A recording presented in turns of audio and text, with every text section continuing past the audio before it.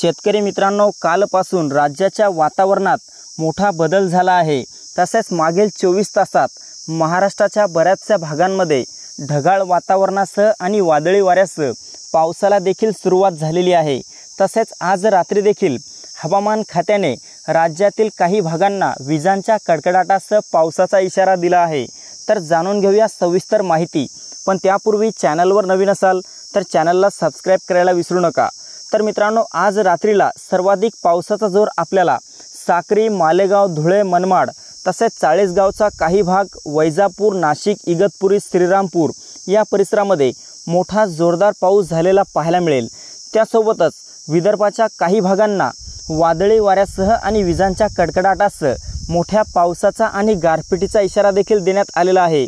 यामध्ये देसाईगंज, उमरेड, भंडाऱ्याचा काही भाग तसेच माकोना, गडचिरोली, कापसी, कांकेर, अहेरी, भामरागड, नारायणपूर, आफ्रिदाबाद या परिसरामध्ये मोठा जोरदार पाऊस आपल्याला आज रात्री झालेला पाहायला मिळू शकतो। त्यासोबतच उर्वरित विदर्भात देखील ढगाळ वातावरणासह तुरळक ठिकाणी हलक्या पावसाची शक्यता आहे।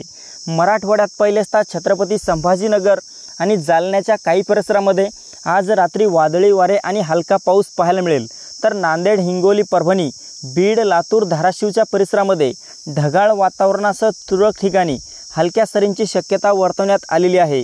मध्य महाराष्ट्रात देखील आज रात्रीला पावसाचे वातावरण निर्माण होणार आहे।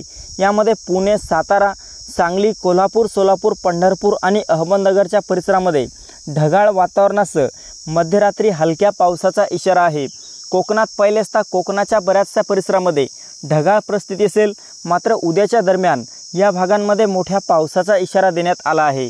तर मित्रांनो, ही होती हवामानाची छोटीशी अपडेट। आपल्याबरोबरच इतरांना पण शेअर करा। व्हिडिओला लाईक, चॅनलला सबस्क्राइब करा। धन्यवाद।